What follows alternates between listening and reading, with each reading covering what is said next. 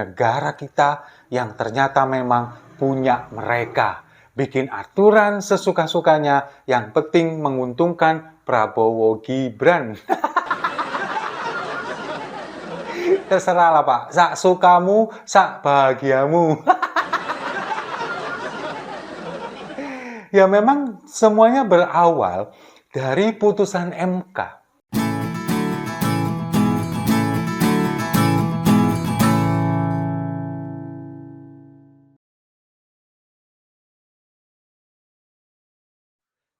Salam damai untuk Indonesia, berjumpa lagi bersama saya, Papa Dimas. Info kali ini datangnya dari negara kita yang ternyata memang punya mereka. Bikin aturan sesuka-sukanya, yang penting menguntungkan Prabowo Gibran. Terserah lah Pak, sak sukamu, sak bahagiamu. Ya memang semuanya berawal dari putusan MK yang pada waktu itu 9 hakim MK ini kan memutuskan, atau ketika itu belum diputuskan, merapatkan bahwa usia 40 tahun atau pernah dan sedang menjabat sebagai kepala daerah, khususnya gubernur. Pada waktu itu beberapa orang hakim MK sepakat seperti itu. Ini ketika Anwar Usman belum ikut rapat. Tapi ketika Anwar Usman ikut rapat, lalu seperti yang disampaikan oleh Profesor Saldi Isra, mengatakan bahwa keputusan itu tiba-tiba berubah dalam waktu yang sekelebat katanya. Tiba-tiba berubah bahwa umur 40 tahun atau pernah dan sedang menjabat sebagai kepala daerah melalui proses pemilu. Dan pada waktu itu juga pada akhirnya diputuskan, dan itulah yang akhirnya menjadi batu loncatan yang kemudian digunakan oleh Gibran sebagai alat atau kendaraan untuk maju sebagai calon wakil presiden dari Prabowo Subianto. Aturan itu dibuat sesuka-suka hati mereka. Bahkan kemudian Majelis Kehormatan pada waktu itu menemukan adanya campur tangan dari penguasa.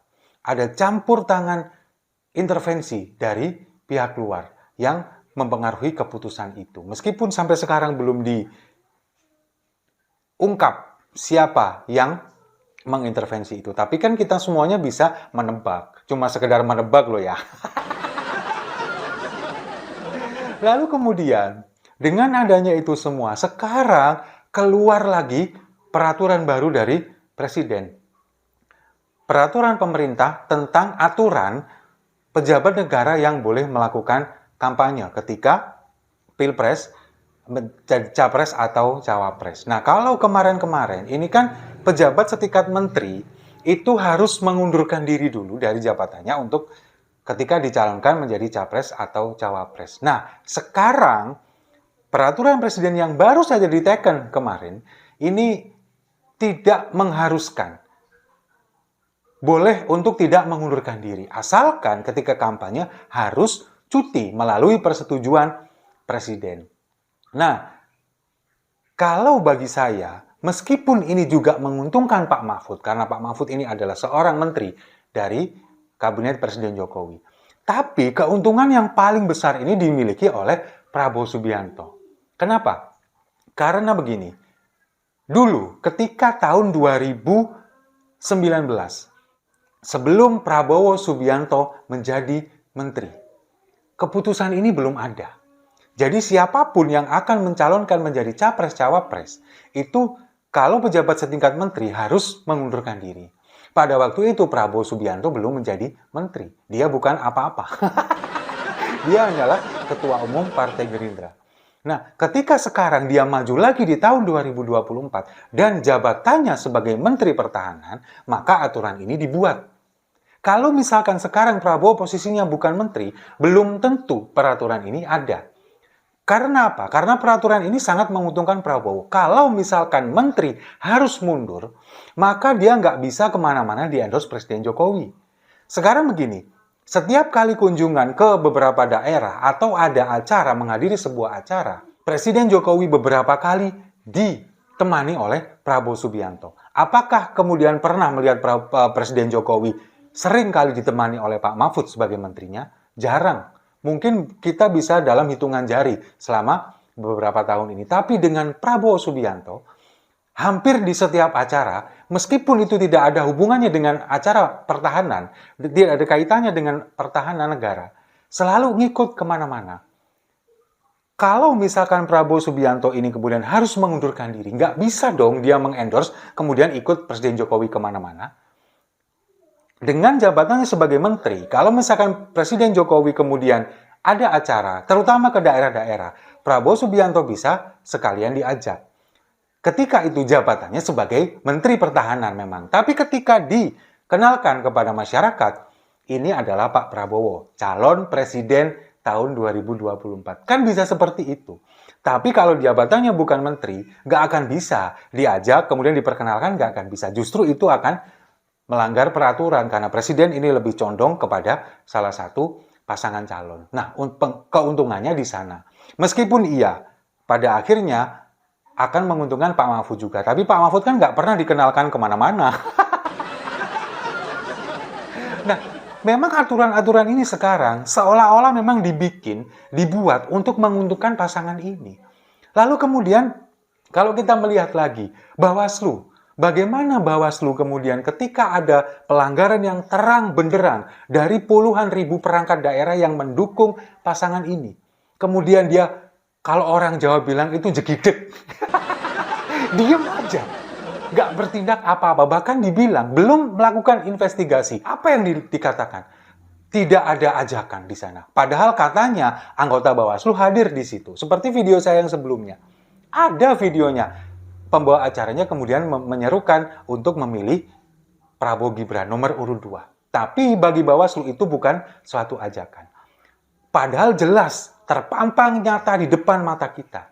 Sementara masalah fakta integritas dari PJ Bupati Sorong yang kemudian ditangkap KPK, ada fakta integritas yang harus memenangkan Ganjar Pranowo sebanyak 60% plus 1. Meskipun fakta integritas ini kemudian diragukan karena kenapa ada tanda tangan intelijen di sana, diragukan keasliannya. Ini bagi Bawaslu adalah sebuah pelanggaran.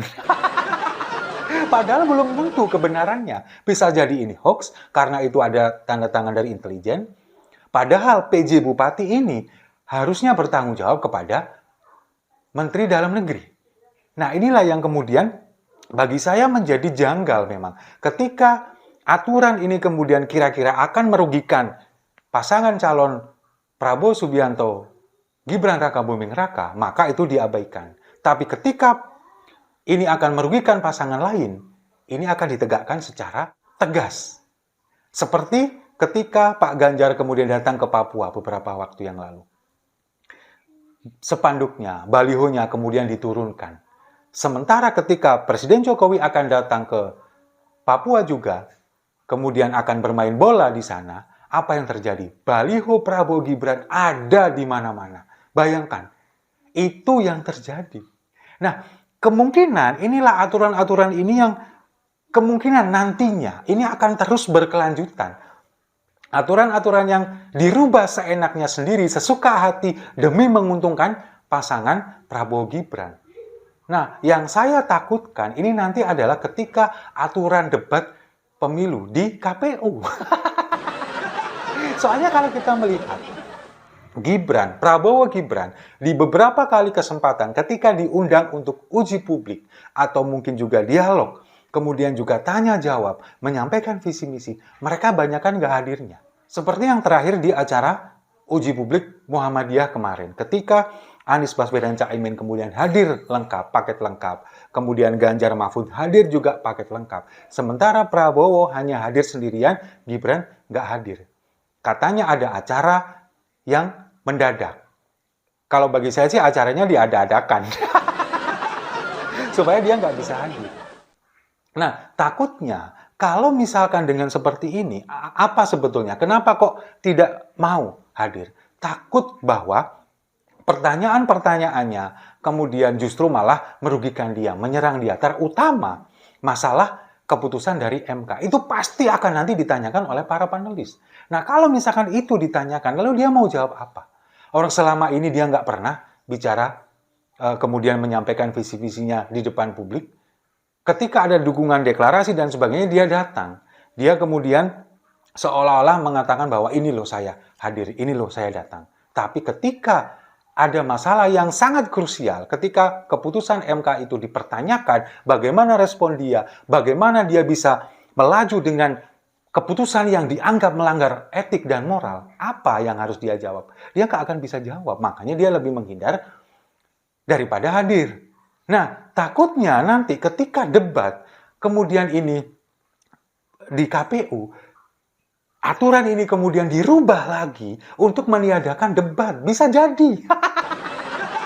Supaya apa? Supaya nggak ada lagi pertanyaan-pertanyaan itu. Supaya nggak kelihatan begonya. Supaya nggak kelihatan nggak bisa menjawab.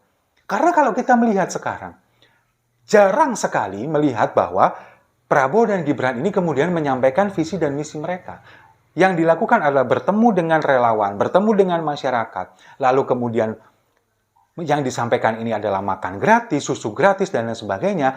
Sementara untuk menyampaikan visi dan misinya ini banyakkan dari juru bicaranya, tim pemenangan nasionalnya, tim kampanyenya. Itu yang dilakukan. Nah, makanya ada beberapa waktu yang lalu, Gibran ini sempat konferensi pers bersama dengan Emil Dardak dan istrinya, yang dia mengatakan bahwa nanti waktu saya akan banyak untuk bertemu masyarakat di bawah, di pasar-pasar, dan sebagainya. Sementara untuk teman-teman yang ingin menanyakan masalah visi, misi, dan sebagainya, silakan melalui juru bicara saya. Nah, coba bayangkan, calon wakil presiden dengan kualitas yang seperti ini. Apakah itu yang nanti akan dijadikan pemimpin? Dengan kemampuan, dengan power untuk bisa merubah segala macam aturan, itu yang kita takutkan. Tiba-tiba peraturan KPU kemudian meniadakan debat. Coba bagaimana? Bagaimana publik bisa menilai kualitas seorang pemimpin, calon pemimpinnya, kalau debat ini tidak ada, tanya jawab tidak ada. Bagaimana ketika seorang calon pemimpin ini disodorkan dengan masalah? Bagaimana kemudian dia memberikan solusinya kalau ini ditiadakan? Kemudian mereka hanya disajikan dengan polesan fisik, tanpa adu gagasan, tanpa ide, hanya dilihatkan kegemoyan, politik yang santuy, yang gembira, tanpa ada konflik dan sebagainya. Apakah itu yang nanti bisa bikin Indonesia maju? No, gak akan terjadi. Indonesia gak akan maju dengan pemimpin yang gemoy. Gak akan. Indonesia ini maju dengan pemimpin yang punya gagasan, punya solusi untuk membawa Indonesia ini maju. Itulah yang kita harapkan sekarang. Satu-satunya adalah aturan di KPU tidak dirubah. Ketika nanti debat, rencananya kan ada 5 kali, 3 kali debat capres, 2 kali debat cawapres. Itu yang saya yakin itu nanti akan menjadi batu loncatan ketika nanti bagaimana disajikan kualitas dari seorang pemimpin akan tersaji di sana. Bagaimana Anies Baswedan dan Caimin yang kemudian penuh dengan retorika akan menyampaikan gagasannya. Lalu bagaimana Ganjar dan Mahfud dengan segala macam kemampuan yang mereka miliki untuk memaparkan dan problem solving yang mereka punya. Lalu bagaimana Prabowo yang ngomongnya sudah mulai belepotan, sementara Gibran dengan literasi yang minim akan disajikan di sana. Itu yang saya yakin akan menjadi batu loncatan nanti yang akan kemudian menyadarkan masyarakat. Ya, semoga kita berharap tidak ada perubahan dari KPU tentang debat ini. Selain kampanye yang akan berjalan di akhir bulan ini. Rencananya hari Rabu ini mungkin, atau hari Selasa, sudah dimulai kampanye. Kita terus kawal terus, jangan sampai aturan ini dirubah seenaknya untuk menguntungkan pasangan calon tertentu. Setuju ya? Kalau setuju, mari kita minum kopinya sama-sama untuk negara milik mereka.